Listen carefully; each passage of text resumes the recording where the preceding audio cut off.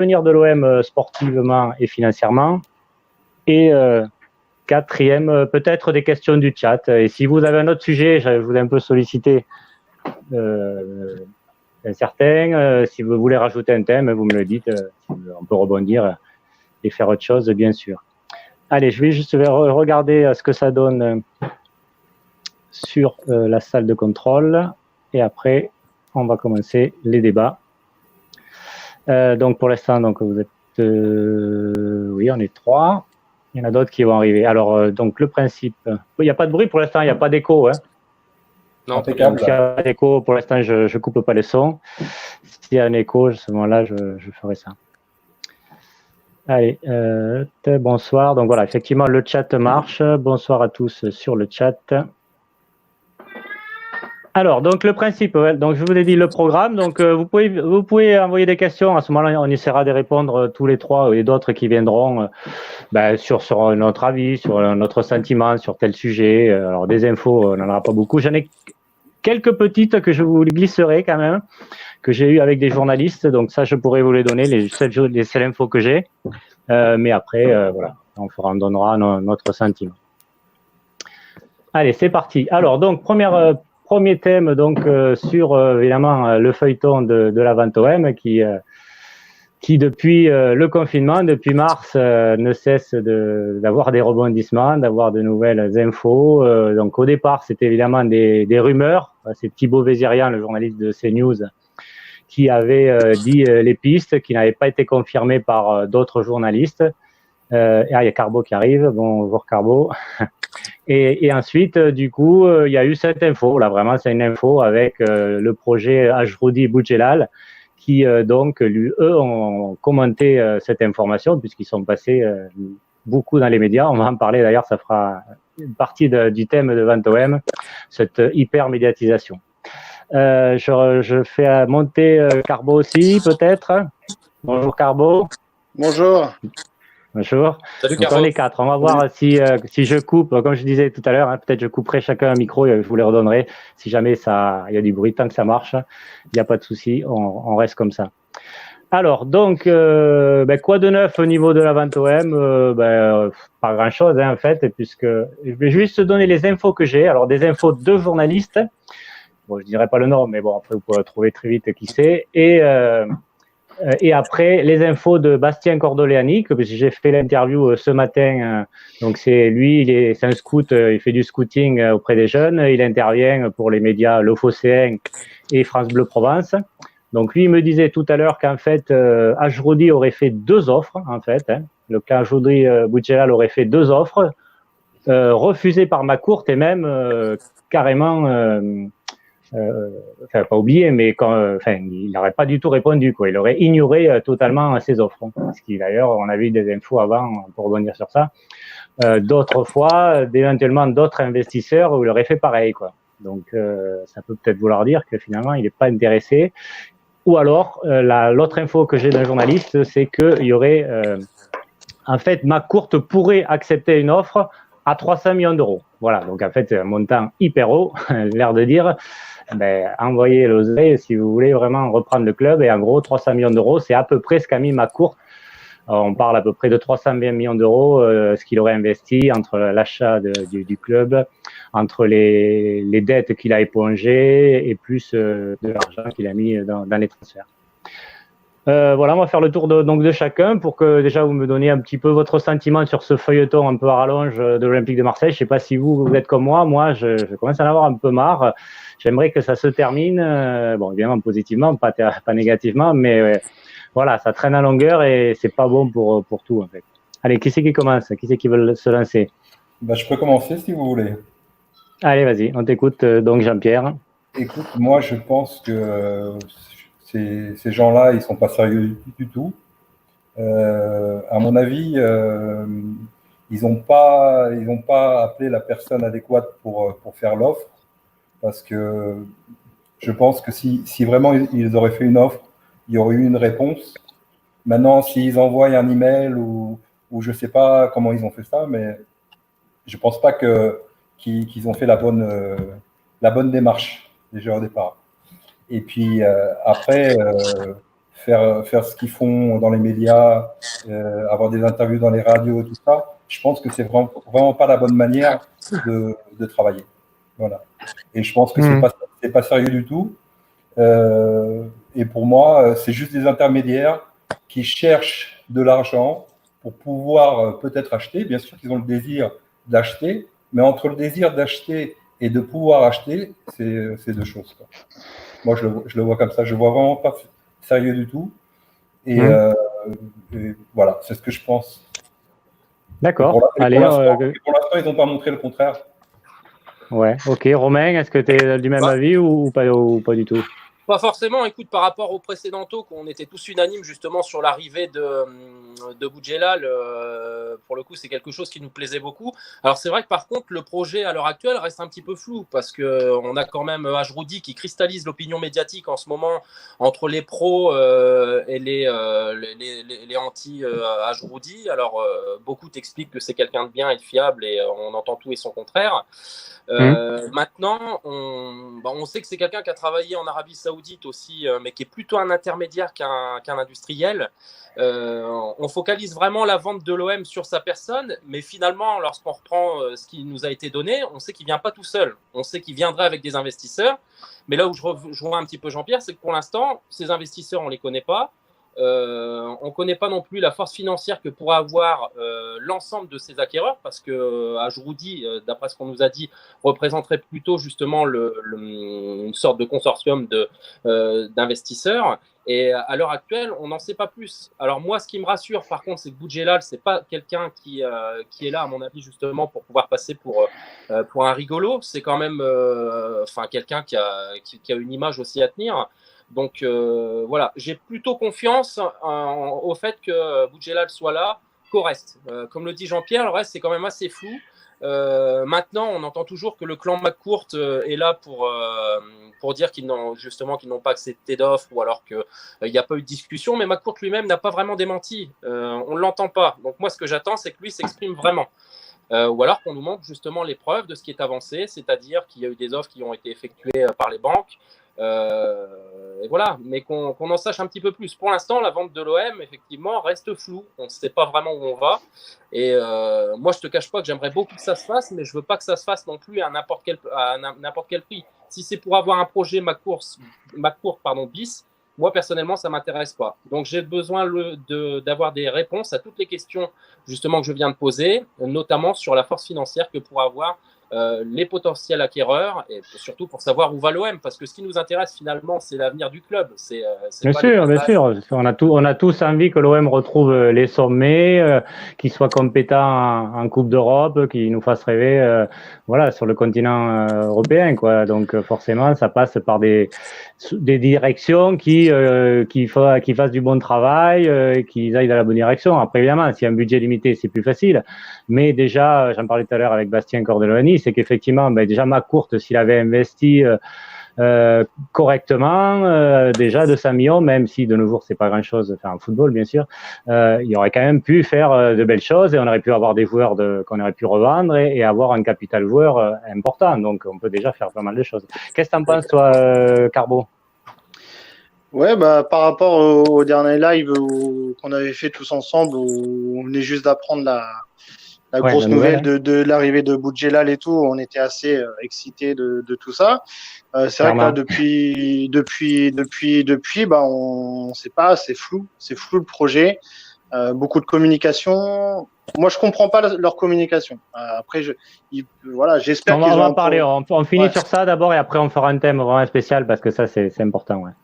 Ouais, donc du coup, voilà, moi pareil, je suis dans l'attente. J'espère quelque chose de solide pour l'Olympique de Marseille parce que aujourd'hui on a besoin de ça. On reste sur des années, la fin, l'ère Dreyfus qui était difficile. McCourt au début qui a amené quand même un petit peu d'espoir, parce que mine de rien il a mis les sous dès le début. Et là on repart sur un cycle. Où on prend des fins de contrat, on prend des prêts et ça fait pas rêver, ça fait pas forcément rêver. Donc, on a un avenir sur le club qui est assez flou, donc on sait pas ce que McCourt il veut plus investir. il veut pas vendre. Voilà, on est vraiment dans le flou total. Ah oui, clairement, c'est vraiment le flou Donc total. c'est sûr que là, tous les supporters, on a envie de rêver, on entend plein de choses, on a envie que ça soit pharaonique. Et du coup, on attend et on n'en sait pas plus. Donc, Ouais, je pense qu'effectivement, moi, c'est mon avis, c'est qu'il faut quand même rester mesuré et vraiment commenter juste les informations qui sont vérifiées, les informations de journalistes, quoi. Parce qu'il y a beaucoup d'insiders, effectivement, sur la toile, enfin, sur Twitter et autres. Et en fait, les infos qui ont été données, la plupart du temps, elles sont pas vérifiées et elles n'ont pas été avérées, hein, puisqu'on nous parlait d'une vente avant fin mai, avant fin juin, avant le 14 juillet, etc., C'est vrai que là-dessus, les tweetos jouent là-dessus. Hein. Il y en a plein qui sortent des infos soi-disant exclusives. Aujourd'hui à 19h30, officialisation. Enfin, tous les jours, on a une officialisation qui doit venir et tout. Alors, beaucoup après, surfent sur ça. Ouais, vas-y, pardon. Non, mais vas-y. Beaucoup surfent sur ça. Et en fait, c'est vrai qu'il y a un moment où, pour nous, supporters, ça devient fatigant. On entend tous, on inverse. Et on a complètement oublié le début de saison, la préparation, etc. On parle même pas des joueurs. On va y venir, hein, on en oublie parlera. Tout. Donc, voilà, on est vraiment focalisé. C'est peut-être voulu, hein. C'est peut-être voulu d'ailleurs. Hein, c'est pas. C'est sûr que là, en même temps, on oublie. On oublie la gestion au quotidien. Moi, ça m'a surpris l'interview de Boudjelal. Ça m'a vraiment surpris ce qu'il a dit. Laquelle Il y en a eu plusieurs. on va dire la première, quand il a parlé de l'investisseur qui s'est, de RMC, qu'il a été dîner dans un hôtel et que c'est le gars qui a payé la note et tout ça. C'est pas comme ça qu'on peut voir si vraiment le gars il tient la route. Pour moi, à mon avis, franchement, le gars, c'est un mytho. Il va de l'avant comme ça, il essaye de trouver des partenaires et tout ça, mais c'est pas quelqu'un de sérieux. Et vraiment, on est en train de perdre du temps. Il y a le championnat qui va bientôt commencer. On a une équipe, on a un bon entraîneur. On a des bons joueurs. On va parler après. On essaie de rester sur les thèmes, d'abord d'être focus. On parlera de ça. De chaque thème, on parlera de l'avenir et tout. On va finir d'abord sur cette thème de la vente OM. Voilà. Ouais. Alors après, donc on va rebondir direct parce que c'est vrai que c'est assez récurrent l'hypermédiatisation de Boudjelal et Ajroudi. Parce qu'ils continuent. En fait, ils avaient dit qu'ils parleraient au début et qu'après ils arrêteraient. Et puis finalement, on voit qu'ils continuent à faire des déclarations, il y a des articles sur eux, ils répondent, etc., etc. On va essayer de donner chacun notre avis sur ça.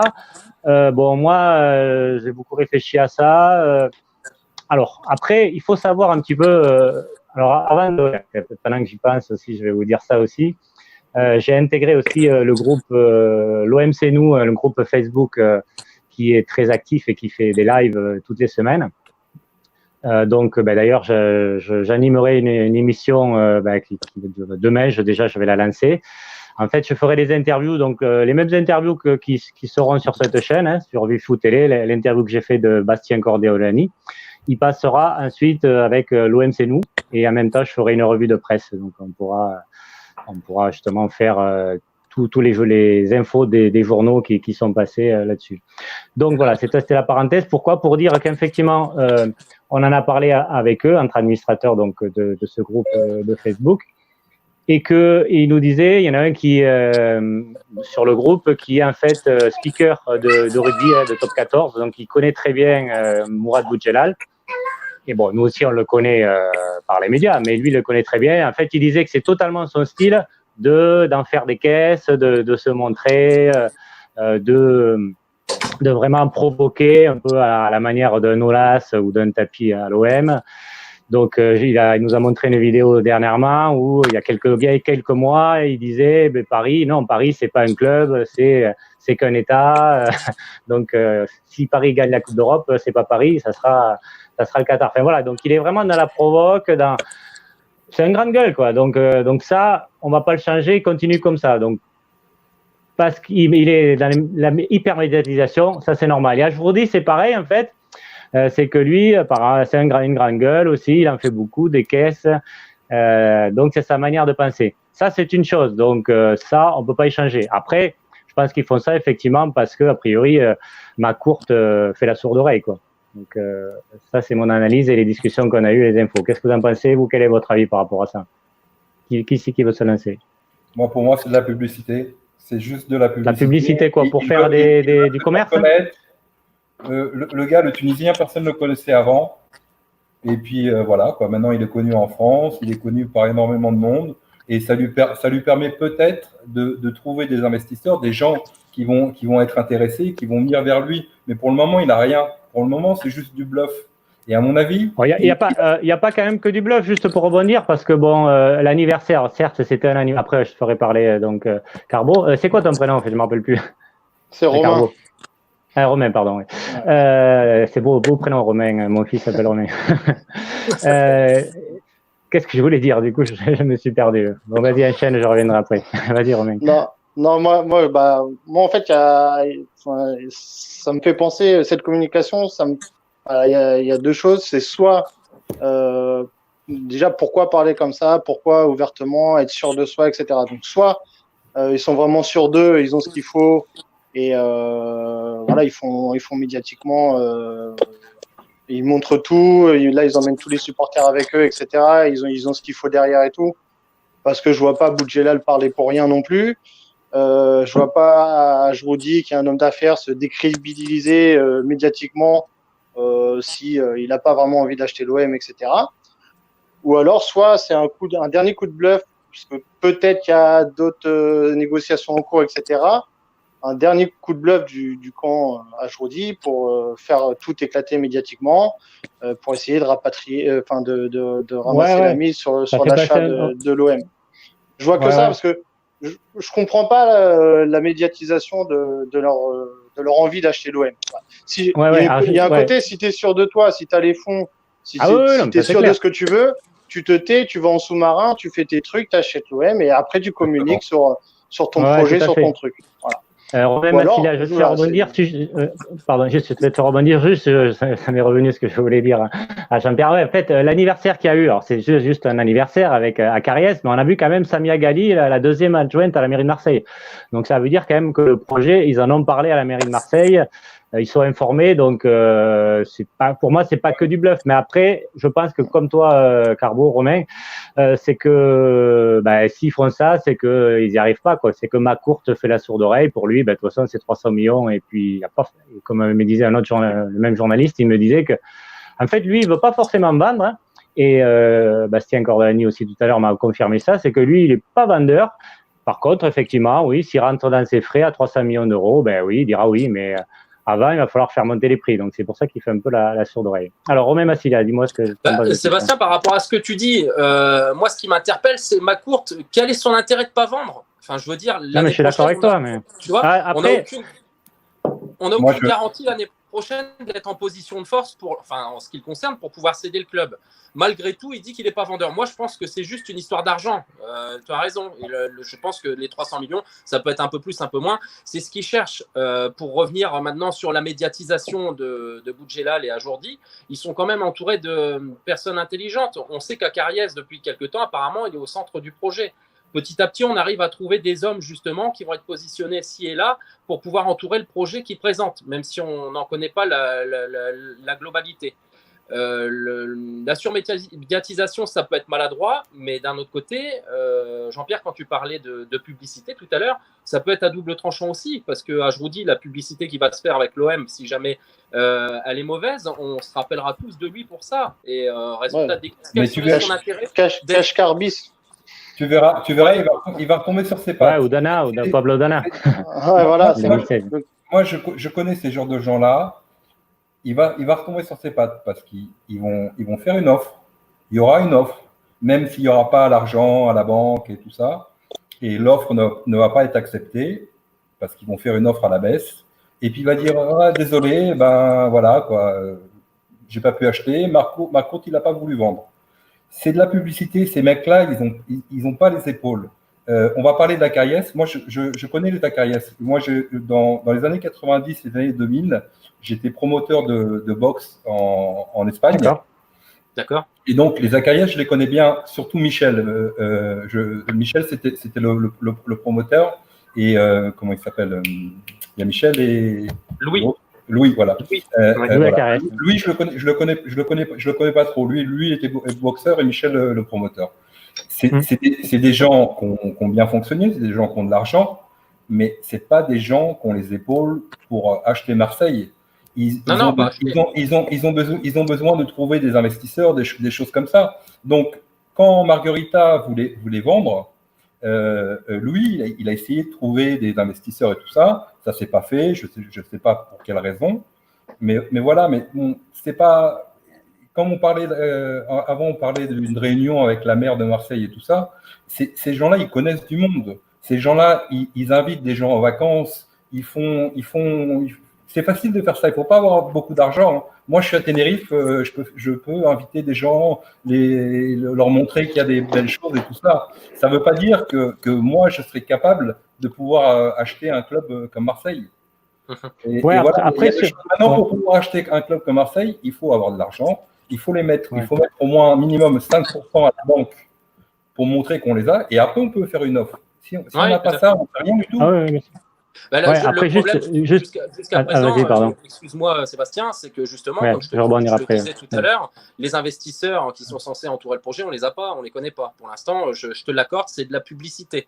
Et on n'a rien sur ce qui entoure le projet d'acquisition de l'Olympique de Marseille. Après, moi je dirais que c'est normal, hein, parce tu peux pas dire des chiffres, tu vas dire je vais arriver avec tant de millions d'euros, on va faire ci, on va faire ça. Enfin, c'est minimum, il y a quand même un minimum de discrétion à avoir sur le projet. Et puis si vous dites j'ai 1 milliard d'euros, ben forcément, McCourt il va dire tu peux payer cher pour racheter le club. Donc ça, c'est pas forcément un critère. Je voulais juste rebondir sur Louis Acarès.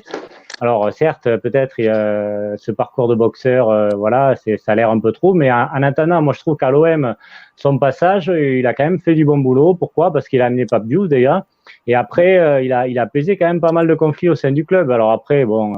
Non, c'est des personnes sérieuses, il n'y a pas de problème avec ça. Voilà. Les Zacharias, c'est des gens pas lui sérieux. qui amènera les formes, bien sûr. Dans la boxe, ils ont fait des belles choses, vraiment des belles choses. En France, il n'y a eu personne qui a travaillé comme eux. C'était les meilleurs, il n'y a pas de problème. À Marseille, c'est vrai qu'il a bien travaillé. Pour ça, il n'y a aucun problème. Mais ce que je dis, c'est que Louis Acariès, il n'a pas l'argent pour pouvoir acheter Marseille. Il a besoin de trouver des investisseurs. Et comme ce gars-là, Ashroudi, pareil, c'est des intermédiaires, c'est tout, quoi. Voilà. Et faire un tapage médiatique comme ça, à mon avis, c'est pour rien. C'est juste de la publicité. C'est juste un essai. Ils essayent d'acheter Marseille. Entre essayer d'acheter Marseille et pouvoir acheter Marseille, il y a deux choses. C'est différent. C'est pas la même chose. C'est pas de suite. Hein. Quelqu'un voulait intervenir, non? Oui, je voulais juste revenir sur quelque chose. Tout à l'heure, on disait que justement, l'idée pour une bonne acquisition, c'était d'opérer en sous-marin. Ce qu'on peut constater aussi, c'est comme je le disais en introduction tout à l'heure, Ashroudi, il cristallise vraiment l'opinion médiatique actuellement.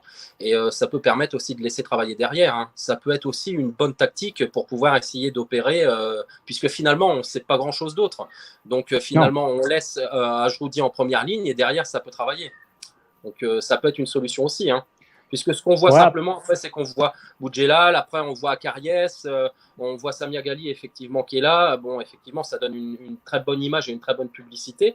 Mais finalement, si tu regardes tout ce qu'on voit dans les médias actuellement, il y a les pro-Ashroudi, les réfractaires. Alors, il y a des articles qui sortent sur lui quasiment tous les jours, soit pour cautionner, soit pour pas cautionner. Et finalement, on ne sait toujours rien de ce qui arrive derrière. Donc, ça peut être aussi une façon de pouvoir opérer en sous-marin. Bien qu'à mon avis, de toute façon, s'ils ont fait ça, donc il y a un bon mois maintenant, je crois, c'est que de toute façon, il était peut-être déjà trop tard pour pouvoir essayer de se porter acquéreur de l'Olympique de Marseille, puisqu'on sait qu'il y a eu d'autres propositions également. Donc, la vente de l'OM actuellement, c'est vraiment très flou. On va pas avoir de réponse tout de suite, à mon avis. C'est sûr, c'est bizarre qu'on dise, qu'on martèle que le club n'est pas en vente, et on entend de partout qu'il y a eu des offres qui viennent de partout, de Russie, d'Amérique, du Moyen-Orient, enfin le club. Alors Ashroudi, dans un de ses interviews, je crois que c'était le dernier sur le Figaro là, il a quand même dit une phrase un petit peu interpellé. Il a dit, le journaliste lui a dit, mais pourquoi vous voulez acheter l'OM? Le club n'est pas à vendre, comme le dit la direction. Il a quand même dit, le club était à vendre à l'été 2019, donc je vois pas pourquoi il serait pas à vendre aujourd'hui. D'accord. Voilà.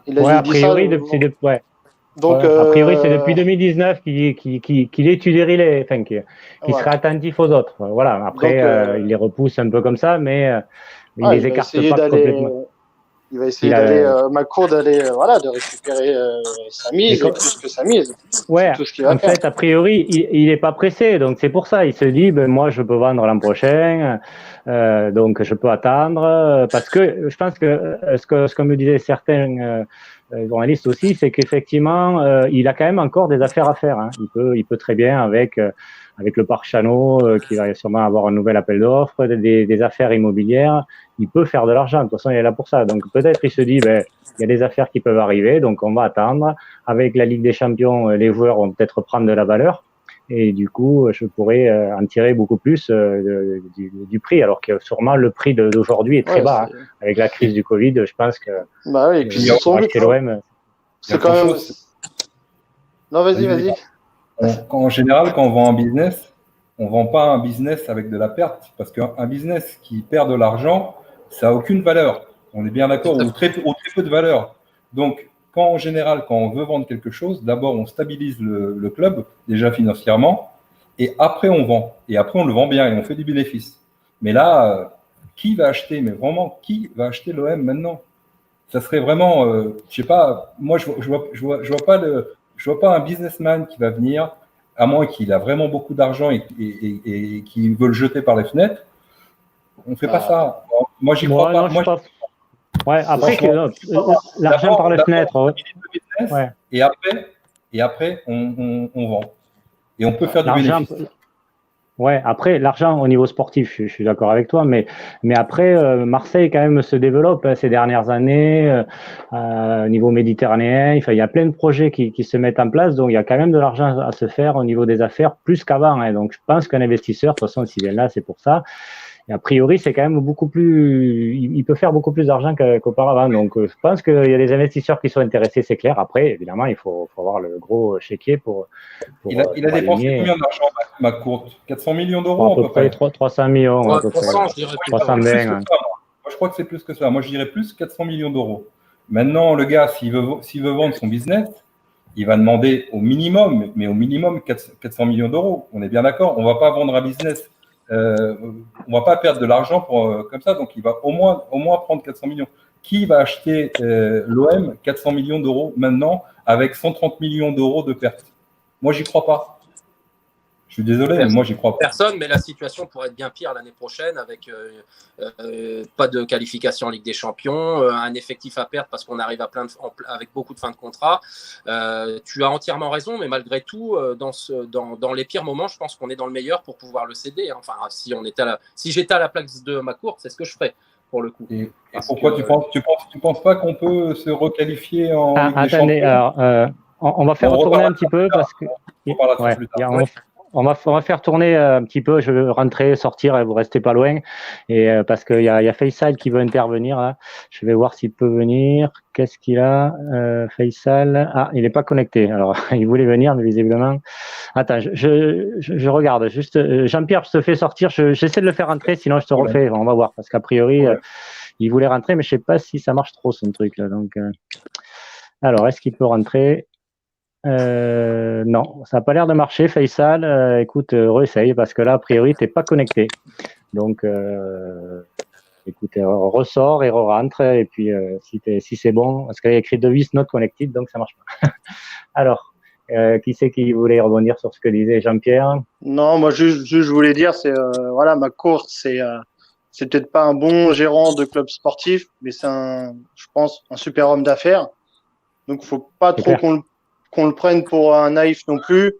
Donc, je pense, il sait ce qu'il fait. Son but, c'est de chercher le plus d'argent possible. Je pense aussi que, je vois pas l'intérêt pour lui. Il va pas garder un club. Il a perdu de l'argent, donc il va pas garder un club s'il continue à perdre de l'argent aussi. Donc il va réfléchir à la meilleure possibilité possible, au plus offrant Et voilà, c'est un super businessman. Donc voilà. Ouais. Il fera pas n'importe quoi non plus. Oui, il peut faire tout aux Dodgers, effectivement.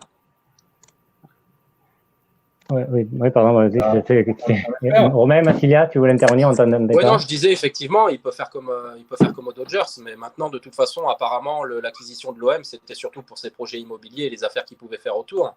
Je crois qu'il avait essayé de faire quelque chose du côté de Saint-Tropez, mais finalement, la justice n'a pas autorisé l'acquisition. Il y a eu quelque chose comme ça aussi.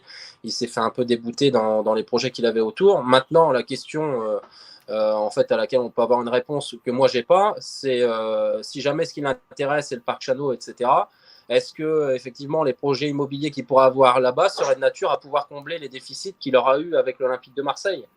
On parle quand même de centaines de millions d'euros. Je ne suis pas persuadé que la perspective ça, c'est pas facile à savoir. Juste effectivement pour rebondir ce que vous disiez sur le Franck McCourt et son sens des affaires, bon, mais quand il a pris les Dodgers, c'était à 400 millions d'euros, il l'a revendu apparemment plus de 4 fois son prix. Donc ça veut dire qu'il sait y faire quand même. Et le club était pareil, proche du dépôt on n'est pas proche du dépôt du bilan, mais en fait, la situation financière était catastrophique aussi. Malgré tout, il a attendu et puis il a trouvé son vendeur et puis il est sorti gagnant, quoi. Donc, je pense que pour faire les affaires, il partira pas avec moins ce qu'il a investi. Donc, c'est pour ça que la somme de 300 millions d'euros, elle semble logique, en fait. Parce qu'il a le temps, en fait. Contrairement à nous, justement, lui, il estime d'avoir le temps, il n'est pas pressé. Effectivement, dans les affaires, quand tu veux bien vendre quelque chose, il ne faut pas laisser entendre aux gens que tu es dans l'obligation de céder quoi que ce soit. Donc, mais nous, par contre, en tant que supporters, ça ne nous arrange pas forcément. Parce que nous, on va parler après, effectivement, dans l'avenir de l'OM au niveau sportif, c'est qu'effectivement, on ne pourra pas recruter ce qu'on veut pour renforcer cette équipe en Ligue des Champions.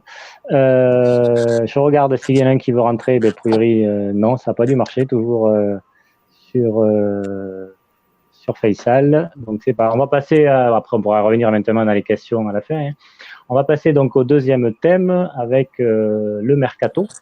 Donc, d'abord les arrivées et ensuite on parlera des départs.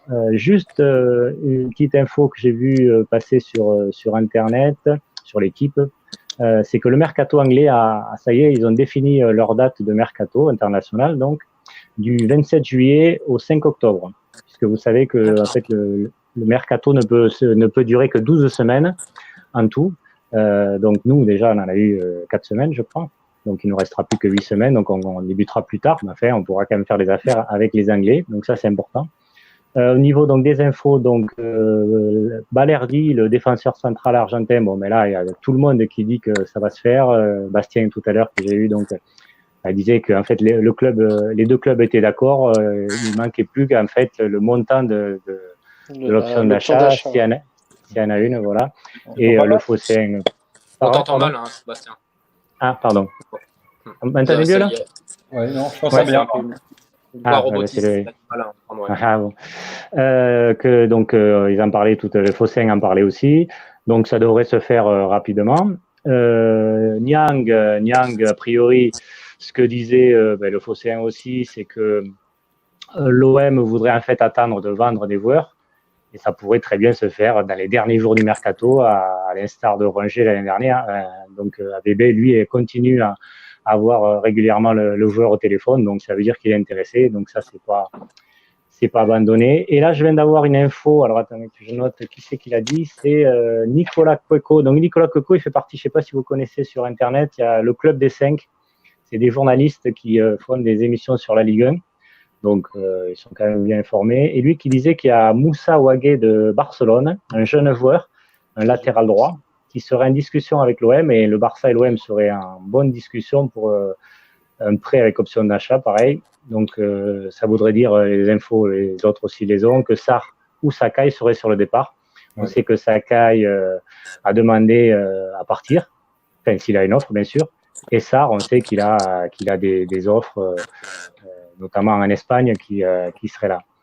Qu'est-ce que déjà vous pouvez dire sur ça, sur ces potentiels recrues, en sachant bien sûr qu'on a refait signer Alvaro, donc avec l'option d'achat qui a été confirmée, et Pape Gueye qui donc a signé gratuit pour l'instant, même si on sait que Watford peut faire une action en justice. a priori, même si on perd en justice, on devra payer que 3 ou 4 millions d'euros. Donc, c'est pas non plus énorme pour un joueur à fort potentiel. Qu'est-ce que vous voulez dire sur ça? Moi, j'ai l'impression qu'avec peu d'argent, on travaille très bien.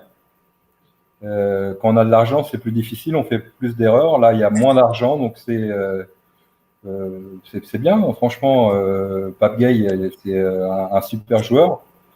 Un gars qui va normalement avoir le niveau pour jouer en Ligue 1. Après, le petit Argentin, c'est un gars qui peut jouer en défense centrale, en 6 aussi. Pareil, si Dortmund l'a payé 15 millions, c'est quand même qu'il doit avoir quand même des qualités et tout ça. Après, il parle aussi de Malang Sarr de Nice. Ça, c'est aussi une possibilité. AVB, Villas-Boas, il est dessus. Donc, pour le moment, moi, je suis plutôt positif avec le peu d'argent qu'on a, on peut faire un beau mercato. Et puis comme disait Villas-Boas, faire 4 recrues et puis remplacer les joueurs qui partent, les remplacer aussi. Donc, ça veut dire qu'on aura une équipe, en tout cas en nombre, plus importante que la saison passée. Donc, ouais. Et les deux Romains, là? Alors, si je veux bien commencer, Romain. Vas-y, non, pas de souci. Déjà, je trouve que quantitativement, l'année dernière, on avait vraiment un effectif très restreint. Heureusement qu'on jouait pas qu'on était plus en compétition, que voilà, on avait que le championnat. Alors personnellement, voilà, c'est sûr, des jeunes comme Gay et tout pour l'avenir, c'est bien pour au niveau Ligue 1, etc. Mais bon, déjà, faut s'attendre à des départs. Je pense qu'il y aura des départs de joueurs importants, comme ont été cette saison. Je pense à Sanson qui peut partir, peut-être Camara, voilà, des gros joueurs de l'effectif. Peut-être même Thauvin, même si lui il veut rester jouer la Ligue des Champions. Non, je pense pas. A priori, il a dit qu'il voulait rester. Ouais, mais bon, voilà, on sait jamais. Une offre, la direction sera obligée de vendre. Moi, je suis un petit peu inquiet parce que déjà, on va prendre beaucoup de jeunes avec peut-être des potentiels, mais on est sûr de rien. Ça va être compliqué. Ça va être compliqué pour allier les deux, la Ligue des Champions et le championnat. Moi, j'ai un petit peu peur. Ça fait pas rêver. Voilà, moi je suis un petit peu inquiet pour tout ce recrutement-là. On prend que des joueurs en option d'achat, déjà qui nous appartiennent pas. Donc ça me fait un petit peu. Je pense que quantitativement, peut-être qu'on aura plus d'effectifs parce qu'on a fait signer beaucoup de jeunes en pro, etc. Mais on n'aura pas forcément un niveau meilleur. Et c'est ça qui m'inquiète. Vous pouvez voir l'interview que j'ai faite avec Bastien tout à l'heure, Cordeloni, c'est qu'effectivement il disait qu'AVB, on lui avait promis qu'à peu près ça allait pas trop bouger, donc à part a priori quatre départs, donc on les connaît à peu près, a priori Sarr, Lopez, c'est quasiment fait, j'ai vu à Séville, et après Caleta-Car et Sanson ou Caleta-Car et un autre. C'est ça, ça va être des bons joueurs de notre effectif.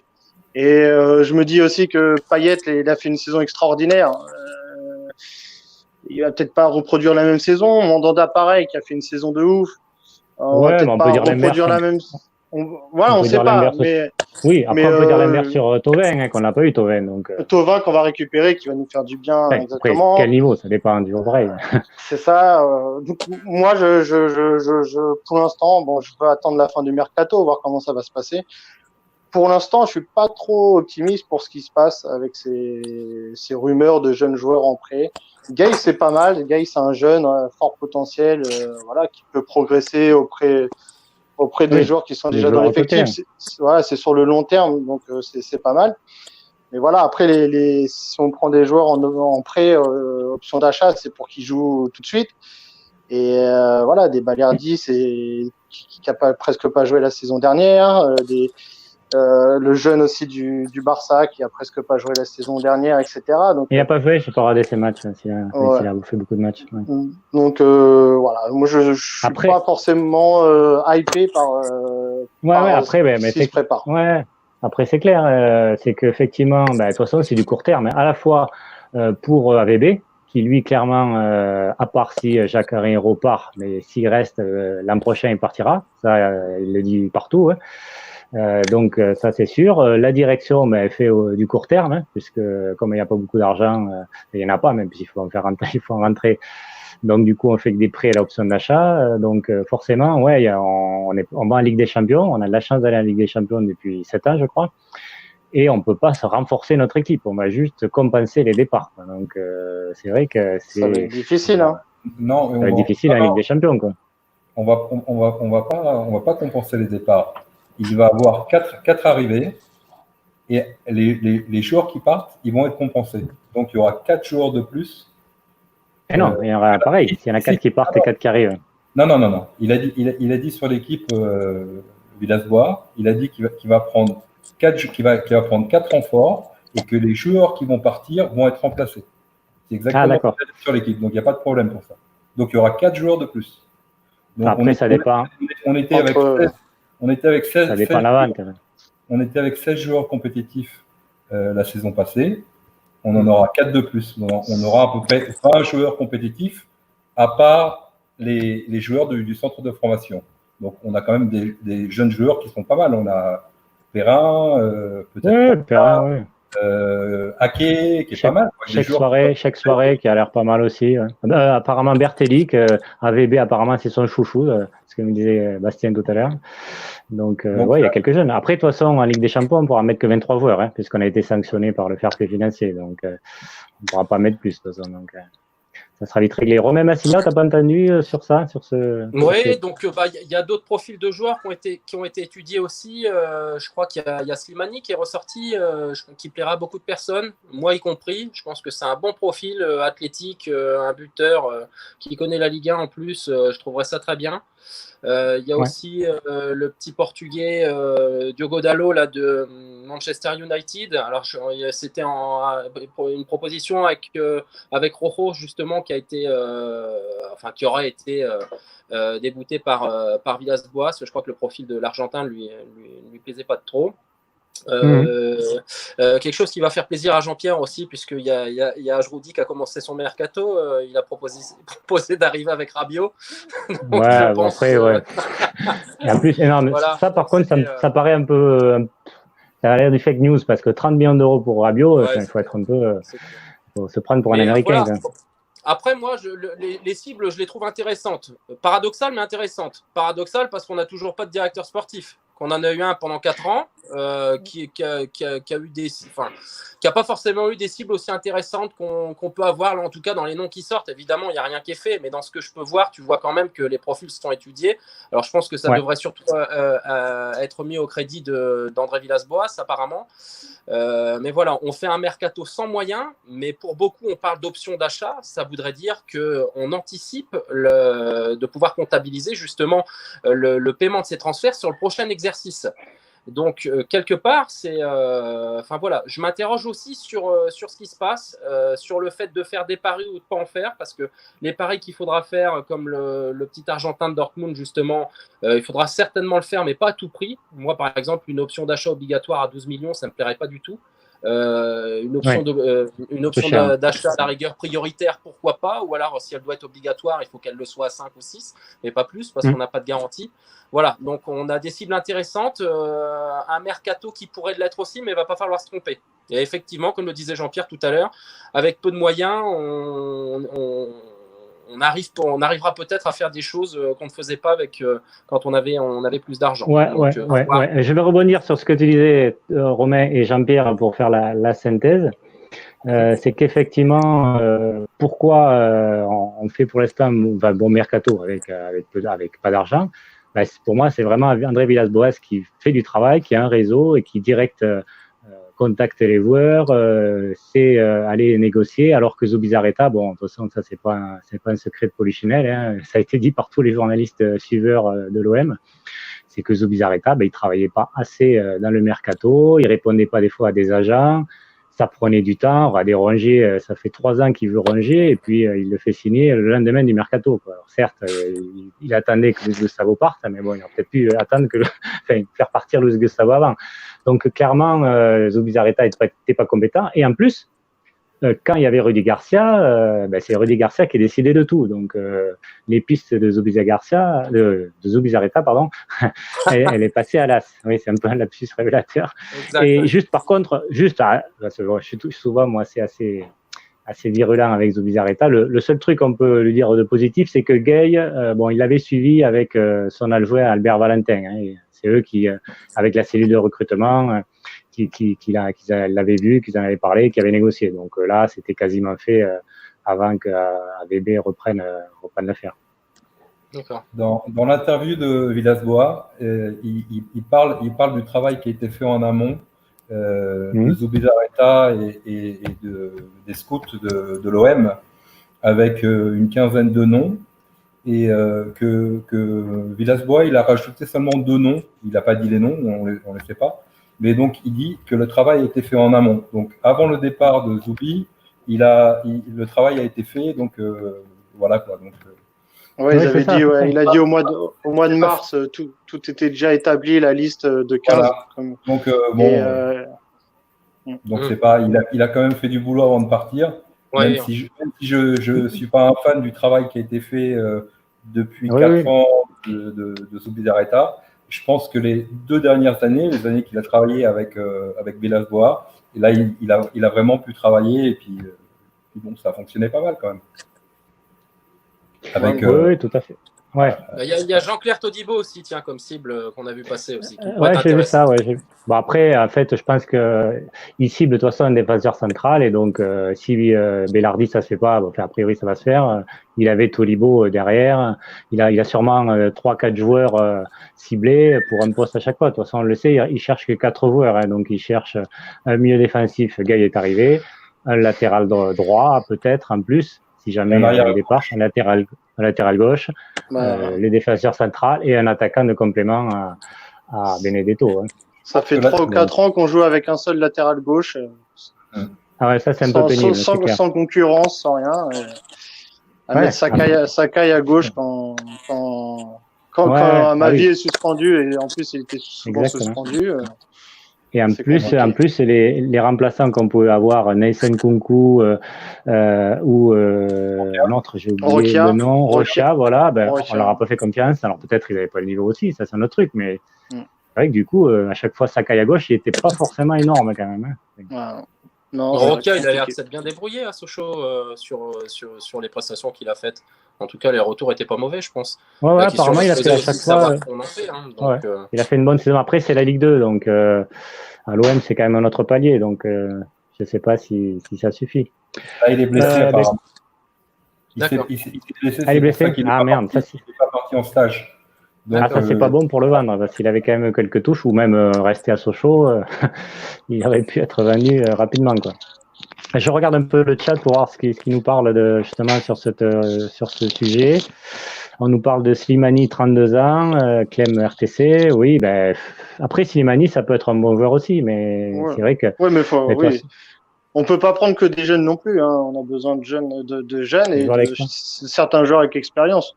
Et oui, Slimani, c'est un profil idéal pour amener son expérience au sein du club. Hein, c'est sûr. Ça ferait du bien. Ouais. Moi, j'espère avec l'effectif, qu'on revive pas une Dortmund Arsenal, je sais plus, et Naples, où on prend. Oui, 0 points. Après, on avait fait des bons matchs, mais on n'était pas récompensé. On avait fait 0 points. Oui, mais voilà. Là, on a besoin. C'est une grosse compétition. Le tirage, on saura pas dans quel chapeau on sera, sûrement dans le 4. Ça, c'est important aussi. Donc, c'est compliqué. Donc voilà, j'espère pas revivre. On est tellement content de revenir en Ligue des Champions. Voilà, pas revivre une sale saison de Ligue des Champions et faire de la figuration. Sur le chat, il y en a qui proposent des noms. Alors, j'avoue que je le connais pas. Eric Moore, là, qui me dit qu'en attaquant, il faudrait Sorloth de Trabzonspor. Bon, je sais pas, je connais pas. Moi, si vous connaissez. C'est un Norvégien, non? Ouais. Avec un nom comme ça, je crois. Il a peut-être vu un Europa League. Il me semble qu'il a fait une bonne saison, justement.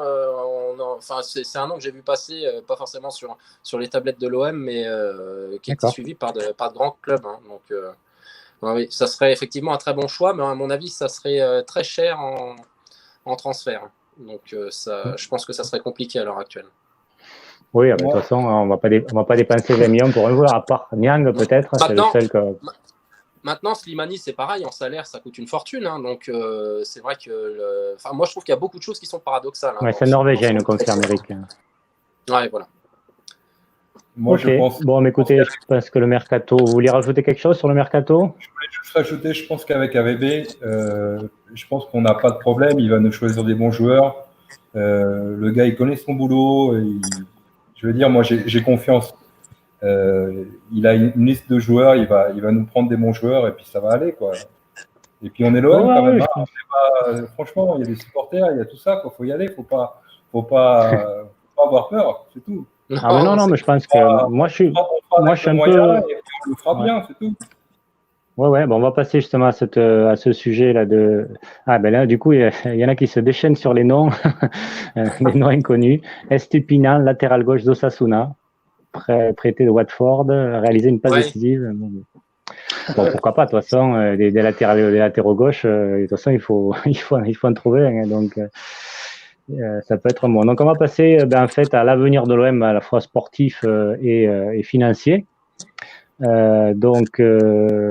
Bon, je ne sais pas si vous avez vu, j'avais fait une petite vidéo sur le fair play financier. Alors, c'est pas le plus intéressant à faire et puis écouter peut-être aussi, mais bon, c'était pour y voir un peu plus clair dans tout ce qu'il y avait eu comme info. Bon, on sait du coup que l'an prochain, il y aura 15% de nos recettes de Ligue des Champions qui seront données à l'UEFA. On a aussi une amende de 3 millions d'euros. Et après, avec le trou qu'on a de 100 millions d'euros à peu près, voire un peu plus cette année avec la crise du Covid, forcément, nos dépenses, nos finances sont dans le trou. Hein. Donc, c'est pour ça que McCourt a mis 20 millions d'euros pour éponger les dettes. Faudrait peut-être aller au TAS comme ils ont fait Manchester City et essayer de se battre pour récupérer, ne pas payer cet argent. Parce qu'aujourd'hui, on est plus sanctionné que Manchester City, alors que Manchester City a bafoué le fair play financier. Aujourd'hui, on est beaucoup plus sanctionné que Manchester City. Donc, je pense qu'il faut qu'ils fassent appel. Ouais. Et apparemment, la direction est attentive à ça et à voir ce qu'ils ont comme recours. Ouais. Ouais, de toute façon, oui, ils ont pris 10 millions, c'est ça, non, Manchester City? Oui, 10 millions d'amende. Ouais, 10 millions d'amende, alors que c'était apparemment beaucoup plus grave que nous, quoi. Donc c'est vrai que, on peut peut-être passer un peu pour. Après, c'est une question aussi de lobbying et de poids. Hein. C'est que Manchester City, Paris, etc., ils ont plus de poids parce que ça fait des années qu'ils sont en Europe régulièrement. Ils savent jouer les lobbying. C'est pour ça que du coup, ils ont 50 000 avocats qui font le reste pour faire casser tout ça. Nous, on n'est pas encore trop connus. Ces dernières années, bien sûr, on a toujours l'étoile là, mais voilà. Donc du coup, après.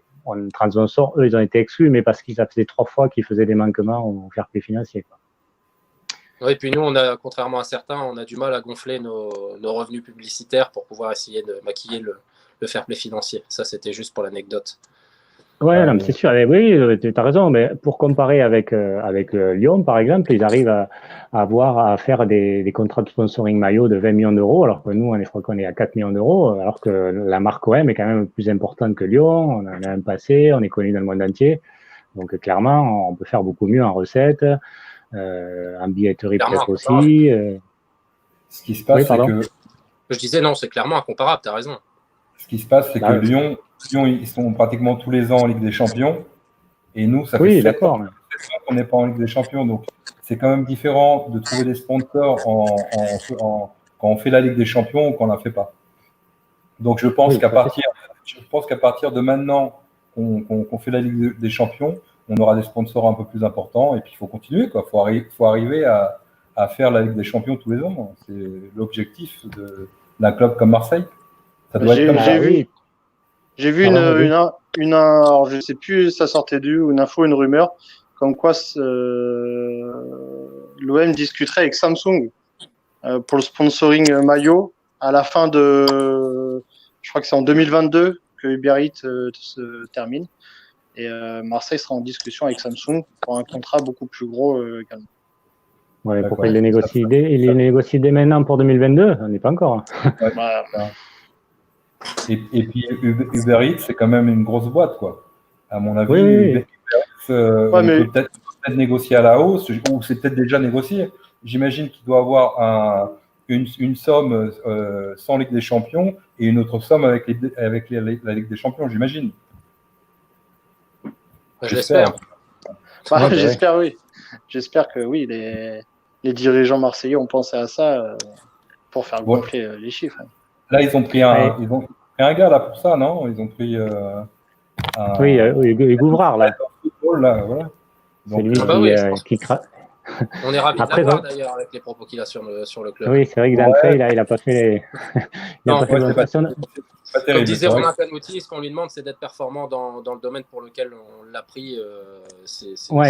Il faut qu'il augmente ses recettes du double. En fait, il faut qu'il double les recettes.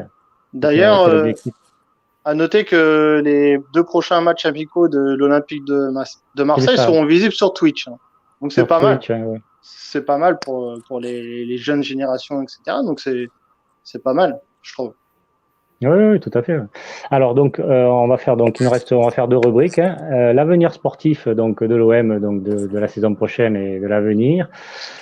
Qu'est-ce que ça va être du coup? À quoi on peut s'attendre? Donc on sait donc ce mercato, on en a déjà parlé. Les finances, on les connaît maintenant. Donc comment l'OM peut soutenir la concurrence? On sait que Nice, ils recrutent beaucoup, on l'a vu. A priori, c'est assez intelligent comme recrutement. Ils ont les moyens, donc ils vont être clairement un concurrent à nous. Il y aura Lyon qui vont peut-être se relever. Bon, Monaco, à voir, on ne sait pas, mais bon, peut-être Lille toujours. Donc les concurrents poussent un peu derrière. Donc comment on va pouvoir nous être compétents? Après, en sachant qu'effectivement c'est un peu différent cette année puisque la Ligue des Champions va être écourtée puisque elle sera que de octobre à décembre, quoi. Les matchs seront vraiment très regroupés. Donc finalement, ça sera cette période-là de la Ligue des Champions. Et après, même si vous avez du retard, vous pouvez quand même essayer de le récupérer en Ligue 1, je parle, récupérer les points et éventuellement se requalifier pour la Ligue des Champions, quoi. Donc comment vous voyez? Vous êtes plutôt optimiste, moyen, mitigé? Alors certes, il y a AVB, donc ça c'est positif. Le groupe est soudé. C'est pour ça d'ailleurs qu'AVB est resté avec l'appui des joueurs. Est-ce que vous êtes assez confiant pour l'année prochaine? 3 choses qui sont importantes. Déjà, on a parlé d'AVB, déjà on va plus en parler, mais c'est déjà important. On va parler aussi de la présence de Thauvin. Thauvin, s'il est vraiment bien, vraiment bien revenu, c'est notre meilleur joueur. Donc, c'est quand même un appui important pour l'équipe. Et après, la 3e chose, c'est que ça fait déjà une saison qu'ils ont travaillé avec Villas-Boas. Ils commencent à se connaître, ils commencent à comprendre la manière de fonctionner. Et à mon avis, il y a vraiment une bonne cohésion d'équipe. Et donc, je pense que ça devrait le faire. Ouais, moi je suis assez optimiste quand même finalement. Plus un peu qu'il y a 2 mois. Le vestiaire, Villas-Boas a clairement gagné le vestiaire. Ça, il suffit d'écouter les louanges qui sortent de toutes parts le concernant.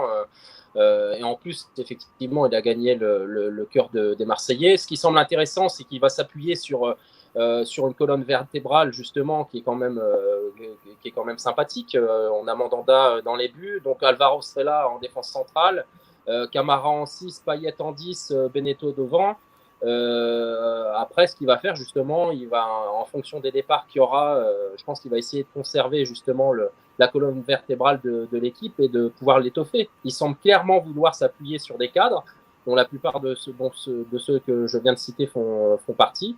Et après, il va essayer d'étoffer intelligemment, comme on l'a dit tout à l'heure, avec 2 jeunes recrues et peut-être des joueurs un peu plus âgés selon les profils qui seront amenés à être transférés. Donc, écoute, l'interrogation sera de savoir si ça va être suffisant pour la Ligue des Champions.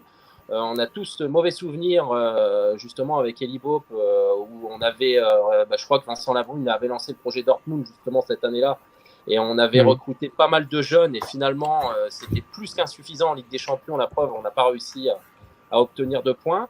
Donc, j'espère qu'on aura tiré aussi les leçons du passé pour pouvoir figurer dignement dans cette compétition cette année-là. Mais on a tous confiance en André Villas-Boas. Maintenant, j'espère qu'il supportera je sais pas si qu'on met en lui. Ouais, je sais pas si vous êtes d'accord avec moi, mais pour moi, depuis Deschamps, en fait, on n'avait pas eu un entraîneur comme ça. Même Bielsa, c'est vrai qu'il nous a fait rêver, mais en même temps, il nous a aussi déçus parce qu'on n'a pas accroché le podium et après, il est parti un peu comme un voleur. Donc, AVB, il réunit un peu toutes les qualités. Bon communicant, très bon relationnel avec les joueurs, tactiquement très bon, il a la niaque. Franchement, le jeu n'est pas trop mauvais. Non, AVB, ouais, on a vraiment de la chance aujourd'hui de l'avoir avec nous. Comme mes deux compatriotes, aujourd'hui, on va avoir notre colonne vertébrale. Je pense qu'on peut, et il l'a dit d'ailleurs dans l'équipe, dans son interview également, c'est viser le podium. Donc, je pense que l'objectif podium, réalisable, même si c'est vrai qu'il y a Monaco qui peut revenir, Lyon qui sera toujours là, Lille, ça dépend encore des recrues parce que Lille va perdre beaucoup de son Osimhen va partir, 80 millions apparemment. Ouais. Entre parenthèses, comment eux ils arrivent à vendre des joueurs 80 millions et nous on vend des joueurs le plus surcoté et il est surcoté à 20 millions, ça je comprends incompréhensible. C'est Campos, c'est pas compliqué. Campos, les réseaux de Campos. Ça, mais même Lyon aussi. Ouais, c'est ça. Nous, même Lyon, ils vendent leurs joueurs, ils partent à 60 millions, etc. Nous, Marseille, Thauvin, notre meilleur buteur sur ces 3 dernières années, qui faisait double passe plus but, il vaut même pas 20 millions. Ça, c'est incompréhensible. Bref, je sais pas comment on fait. Mais sur nous, pour revenir pour l'avenir sportif de Marseille, pareil, moi, je pense qu'en championnat, on sera là, on sera dans les 3 premières places. À voir comment se termine le mercato, comment ça se passe, mais voilà, je pense que c'est réalisable.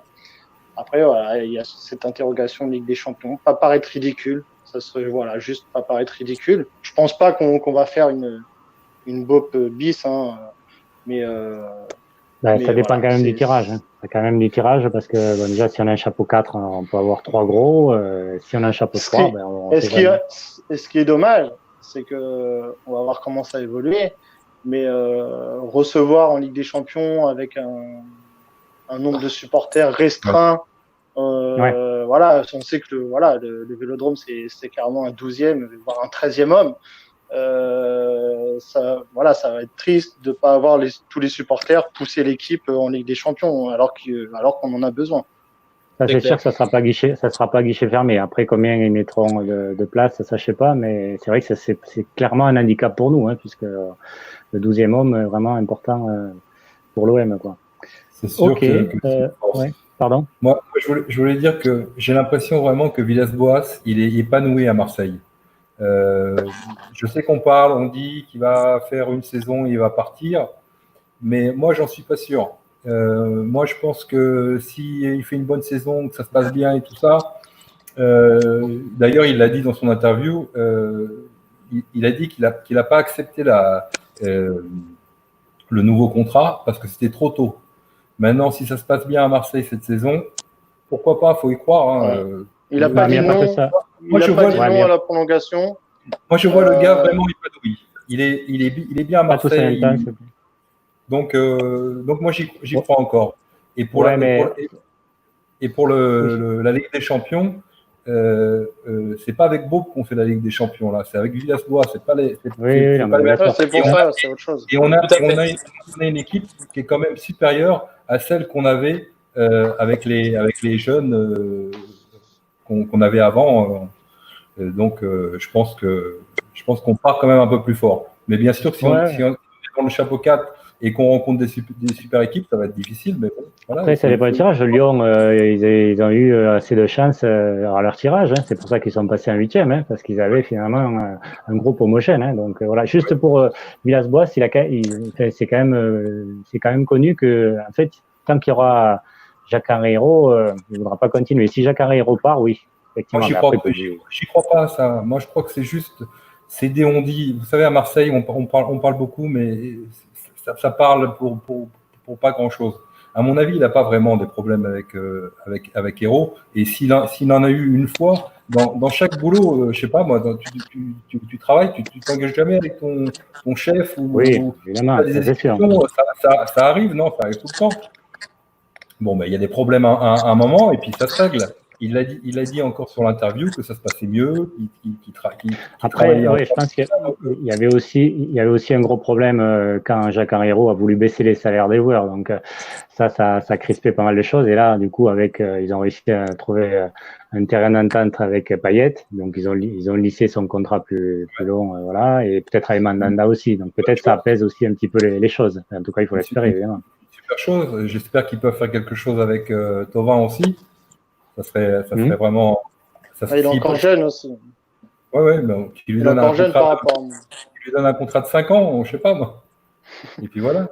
Ouais, mais là on n'a pas l'argent, donc on peut pas le faire. Effectivement, mais moi pour Thauvin, je ne comprends pas non plus. On n'a pas d'argent, mais ça coûterait combien de remplacer qualitativement Thauvin, d'avoir le même. Ah oui, on est d'accord. Ça, c'est exactement. Thauvin, on sait que c'est une valeur sûre, qui va nous mettre ses buts, il va être décisif. Pourquoi pas le prolonger? Du coup, au lieu de payer un transfert, on paye son salaire, que d'aller chercher un joueur. On n'est pas sûr qu'il soit décisif, qu'il s'acclimate à Marseille et plein de choses. Ça je suis d'accord. Et Florian Thauvin, on sait qu'il aime le club, il l'a suffisamment. Ah oui, ça on ne peut pas l'y enlever. Voilà, moi c'est quelque chose que j'arrive pas à comprendre. Pour moi, Florian Thauvin, sa prolongation, ça devrait être une priorité. Alors, c'est quand même notre meilleur joueur de ces dernières années. Hein, parce qu'il y a deux choses, c'est qu'à la fois Florian Thauvin, lui, comme il est en fin de contrat l'année prochaine, il voit que peut-être il peut avoir un gros contrat après, avec la prime à la signature. La prime à la signature, voilà. Et de notre côté, l'OM ne veut pas lui augmenter son salaire, quoi. Donc, du coup, le prolonger, oui, peut-être au même salaire, voire baisser, mais forcément, Thauvin, il va peut-être pas baisser son salaire. C'est pas ça. On imagine que l'OM va lui proposer un salaire moindre, mais ça, on le sait pas. On n'est pas derrière le bureau, on ne sait pas. Il l'aurait fait. Il l'aurait déjà signé, je pense, si ça avait été le cas. Je sais pas. Je pense qu'ils avaient quand même.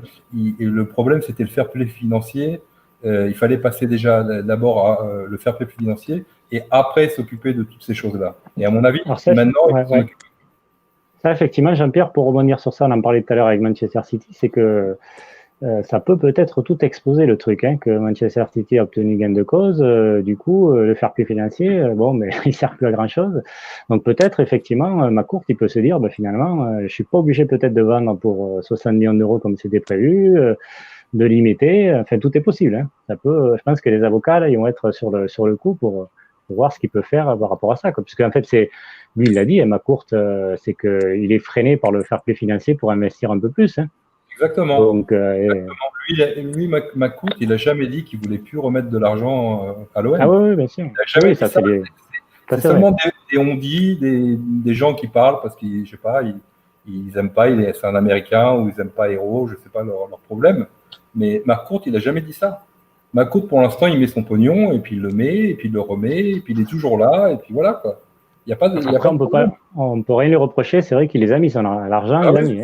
Ça, c'est sûr. Il a mis l'argent qu'il a dit qu'il mettrait, ça c'est sûr. Exactement. Voilà. Maintenant, il y a eu des erreurs. Il y a eu des erreurs. On est bien tous d'accord. Il y a eu des erreurs. On va dire Mitroglou. Ça a été une grosse erreur. Je connais pas. Oui, ok. Et il y a eu aussi le Tunisien, comment il s'appelle Abdenour, il a coûté un bras aussi. On avait pris en prêt pendant 2 ans. Non, 2 ans. 2 ans, pardon. On a pris 2 ans. Oui, mais Sertic, c'est pas une erreur. Moi, Sertic, j'aurais pu le faire aussi. Et à la limite, Abdenour aussi, j'aurais pu le faire aussi parce que au départ, c'est des bons joueurs. Comment tu peux savoir que mais Sertic, il n'avait pas joué depuis combien de temps à Valence? C'est ça le problème. C'est que il jouait peu, mais il jouait quand même. Ouais, il était catastrophique. Donc, du coup, c'était pas. Mais moi, je me rappelle d'Abdenour de Toulouse. Ah oui, donc ça, on est d'accord. Après, il a été Monaco, c'était un monstre, le mec. Ah oui, tout à fait. Moi, quand Abdenour est venu, j'ai dit c'est bon, quoi. On a un monstre. Maintenant, le mec, c'est vrai qu'il a vraiment, il s'est pas adapté à l'équipe, il s'est pas adapté à l'entraîneur. Je ne sais pas le problème. Et le problème de Sertic, il faut savoir que quand Sertic il vient, c'était le capitaine de Bordeaux. On a pris le capitaine de Bordeaux pour jouer comme remplaçant, pour pouvoir dépanner en défense centrale et de temps en temps en 6. Au départ, l'idée, elle n'est pas mauvaise. Ouais, mais il faut être honnête, c'est parce qu'il avait le même agent que Rudy Garcia. Hein. C'est peut-être pour ça qu'ils l'ont pris. Hein. D'accord, je suis d'accord. Ouais, ça c'est réglé. Mais bon, c'est difficile les recrutements. C'est pas si facile que ça. On parle aussi de Mitroglou aussi. Strootman, là, on nous dit dans le chat, Strootman, 28 millions d'euros. Ouais. Ça aussi, ça coûte un bras, hein, alors qu'il n'est pas aussi performant qu'il pourrait. Ça me fait bien rigoler, Strootman. Franchement, ça me fait bien rigoler parce que Strootman, les gens à Rome, ils l'adoraient, ce mec-là. Ils étaient fous de lui, ils l'adoraient. Et nous, bon, il vient une demi-saison, il commence à ça va pas se faire. Le mec, il est tombé, Romain. Le gars, on le détruit, on l'a détruit. Moi, je pense, je pense que c'est le problème. Le problème, c'est que à Marseille, on laisse pas le temps autant, on détruit les joueurs tout de suite. Et c'est pas comme à ce prix-là, il faut quand même qu'il soit performant parce qu'il a un salaire aussi monstrueux. C'est le plus gros salaire du club. Hein. Mais je vais te dire un truc. Il joue en 6, Strootman. Strootman, à la Roma, il avait le numéro 6. C'était tout ce qu'il avait. Il jouait pas en 6 tout seul. Il avait toujours un gars à côté de lui. Et là c'est différent. À l'OM, on le met en 6 tout seul. Il a des difficultés. Il ne faut pas le mettre en 6. Il faut le mettre en 8. Oui, voilà. Non, mais je suis d'accord avec toi. Mais après, il n'a quand même pas retrouvé son niveau d'après sa blessure. Quoi. C'est vrai qu'avant, c'était un super joueur et il a quand même bien baissé. Quoi. Tu verras que cette saison, on lui laisse sa chance. Il va nous faire une belle saison et puis il va retourner les vestes. Comme à ma vie, c'est pareil. À ma vie, on dit que c'était une merde. Moi, je l'espère, mais j'y crois pas trop à Strootman. Je trouve qu'il est trop lent. Je suis assez d'accord avec Jean-Pierre sur le fait qu'il est capable de faire une bonne saison. Finalement, les statistiques sur les matchs qu'il a fait, parce qu'il a pas non plus joué énormément de matchs, sont pas mauvaises non plus de l'année dernière. Bon, ce qu'on lui reproche, en fait, c'est son salaire surtout. Mais pour revenir sur ce que tu disais, Strootman était vraiment aimé des supporters. Mais par contre, la Roma, quand ils ont reçu l'offre, alors je crois de mémoire que c'était 25 millions, ils n'ont même pas cherché. Hein. Ils leur ont emmené en bus. Ils l'ont poussé dehors. Hein. Ah oui, ils l'ont poussé. Et finalement, c'est le problème de de certains joueurs qu'on a recrutés. Mitroglou, il est arrivé blessé. On a mis 15 millions dessus. C'est pareil. Je crois que Abdenour, le club n'en voulait plus non plus quand on l'a pris. Finalement, on a mis beaucoup d'espoir sur le nom du joueur, mais pas forcément sur ce qu'il allait apporter tout de suite. Et on sait qu'à Marseille, en plus, et puis le problème, immédiatement. Le problème, c'est que cette direction-là n'a pas anticipé. C'est que plutôt que de trouver un remplaçant de joueur bien avant, comme font Lille ou Nice, Osimhen, ils ont déjà le remplaçant d'Osimhen. On n'a pas anticipé. Pour Abdenour, en fait, c'était après la défaite 6-1 que du coup ça précipitait les choses et Garcia a dit il faut recruter. Donc non, ça se fait pas comme ça. Le mercato, ça se prépare bien avant, longtemps avant, et du coup on arrive au mercato, on sait les profils qu'on recherche, les joueurs qu'on veut, mais ça se fait pas au dernier moment. Et Strootman, ça avait aucun sens alors qu'il y avait Luis Gustavo. Donc, comme tu disais, et voilà, il y avait Luis Gustavo, il y avait Anguissa, donc Anguissa est parti, mais non, il y avait deux joueurs en plus de leaders. Luis Gustavo, c'était un leader, Strootman arrive, c'est un leader, donc ça pouvait pas coller, pas forcément entre les deux, mais sur le terrain. Et deux gauchers en plus. Mais Garcia avait l'idée de déplacer Gustavo en défense centrale. Oui, mais Gustavo, non, donc. Et pour revenir juste sur, après on termine, on va arrêter, on ne fait pas trop long. Hein. J'ai pas beaucoup de supporters quand je parle de Mitroglou, mais il faut rappeler aussi que lui, il a pas non plus, il est arrivé blessé, il n'a pas été mis dans les bonnes dispositions. La première année, moi j'ai trouvé qu'il a fait une année convenable. On était quand même une bonne partie à être derrière lui. Je vais couper. C'est quand même. Non, il avait des bonnes stats. Et je trouve que la presse aussi s'amusait de l'effet Mitroglou à Marseille. Et finalement, une fois qu'il était au fond du trou, on pouvait plus le sortir de là où il était. Mais je reste quand même moi sur un bon avis de Mitroglou sur la première saison qu'il a faite avec nous. Je l'ai pas trouvé plus mauvais que d'autres, en tout cas. Je suis d'accord pour Romain. Là, je te Le truc, rejoins c'est pas. qu'il avait l'étiquette du grand attaquant. On C'est ça. cherchait à chaque fois. Mais voilà, ça. c'était un attaquant et il a fait ses petites stats la première saison. Il avait ses stats. Hein. Exactement. Ouais, mais Il a- quand tu prends un Mitroglou 15 millions, quand tu prends un Germain 8 millions, ça fait 23 millions, et qu'en plus tu prends du coup Mitroglou blessé, hein, si tu le savais qu'il était blessé. Exact. Ouais. Enfin, dépenser 23 millions d'euros sur ça, enfin, tu peux trouver quand même après, oui. un autre joueur. bah, Regarde, Ils auraient pu faire regarde plus Moussa intelligemment. Dembélé. Moussa Dembélé, il allait signer. Hein, Zubizarreta était allé le voir plusieurs fois. C'est Garcia qui a pas voulu. Et maintenant, ils vont peut-être le vendre beaucoup plus cher, Lyon. Hein, donc, Ah bah oui, c'est sûr. C'est sûr que Dembélé, fallait sauter dessus. Hein. C'était. Enfin, moi, on l'aurait pris, mais bon, après, il faut. Bon, c'est pareil, Mitroglou, on le prend pour. Enfin, c'est un attaquant pour jouer avec quelqu'un qui tourne autour ou à ses côtés. On l'a fait jouer tout seul devant. Donc, tout est vraiment. Enfin, il n'y a pas eu d'anticipation et tout est paradoxal, hein, parce qu'on a fait des choix finalement enfin, qui ne méritaient pas d'être faits, en tout cas, pas de cette façon-là. Mais bon. Mais de toute C'est façon, Mitroglou, on l'a encore, donc on va pouvoir encore en profiter cette saison. ah ouais, moi, C'est vrai. moi je rêve de Mitroglou Germain devant. Là, ça va faire une terreur là. Ah ouais, face à la Ouais, non, mais défense, apparemment, Sergio Ramos. Il n'était même La pas dans le porte. groupe pour le Portugal, donc je crois que. Non. Ouais, mais le Ouais, problème, ouais. c'est que personne ne le veut. Même Lorient a refusé. Alors, c'est Bah, pour lui, hein. L'Olympiakos, tu verras, il finira l'Olympiakos.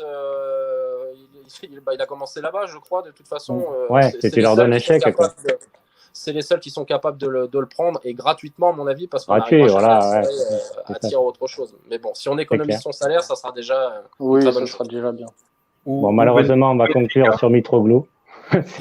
Lui conclut pas, mais nous, on va conclure sur Mitroglou. C'est ça. Merci les gars, c'était très sympa. Merci de votre pertinence dans vos débats. Plaisir Et puis, je vous partagé. souhaite, ouais, bah, écoutez, on se retrouvera sûrement pour un prochain live dans quelques temps. On verra par rapport à Avec l'actualité et puis régulièrement, quoi. Oui, Quand dis-moi. même, je tiens à souligner qu'on a vraiment de la chance d'être supporter de Marseille, parce qu'il n'y a que nous qui vivons de telles choses. Et toute l'histoire de la vente, etc., ça a bien pris, ça nous a bien occupé pendant le confinement, ça nous occupe bien pendant l'été, etc. Donc, on a de la Ça, c'est chance sûr. de vivre tout ça. Ça nous fait vivre plein de choses. Donc, Et voilà. félicitations Romain, parce qu'à chaque fois derrière, t'as vraiment des drapeaux, les écharpes. L'autre fois, quand chez Vézirian aussi, t'en avais partout là, c'était au top. Chez Vizirian, je me suis fait traiter de faux supporters quand même. Ouais, ça je sais bien forcément parce que. Et Sébastien, Après, juste pour la petite histoire, excuse-moi, c'est en revenant sur ton maillot c'était celui de l'époque Coquet. C'est pas celui de l'époque Fanny. Fanny, c'était avec le sponsor Intersport, qui était assez similaire. Mais c'est 9 Télécom. C'est 9 Voilà, Télécom. c'est ça. Donc, c'était de l'époque de notre ami Coquet, l'espagnol. Qui est extraordinaire. tombé pour trafic de drogue en Espagne. Exactement. Il est tombé sur le terrain déjà. Et bon, bref, on va arrêter sur les mauvais joueurs parce que là, on peut faire une émission complète. Hein. Des Mendoza. Ça serait un beau thème. Ça serait un beau thème d'émission. Ah ben, franchement, ça peut être pas mal. C'est une bonne idée. Moi, à un moment, je faisais la comparaison. Désolé Romain. Est-ce que Mitroglou est le pire attaquant des 20 dernières années? Mais il y en a d'autres. On peut en trouver. Ouais, je pense également. C'est pas facile les transferts, tout ça, c'est compliqué. Ouais. Moi, j'aimais bien Sitchef. C'était pas un très grand joueur, mais bon, c'était. J'ai son maillot d'ailleurs à Sitchef. On lui a même fait avec le chant qu'il y avait dans. Il avait un chant. Hein, il avait un chant à lui. Hein. Ah, c'était extraordinaire. Ouais, bon, on pourra faire une émission sur les attaquants. Moi, je suis fan. Je suis un attaquant. En fait. Bon, là, je joue plus, mais quand je jouais attaquant. Donc ça peut être pas mal. Ouais, une petite vidéo sur les attaquants. Allez, je vous laisse. J'ai passé un très bon moment avec vous, les gars. Je vous souhaite une bonne soirée. C'était très sympa. Oui, ouais, merci. Moi aussi. Plaisir également, partagé. C'est toujours un plaisir. Ciao. Merci. Allez, à plus tard. Allez, au revoir, les gars. Au revoir.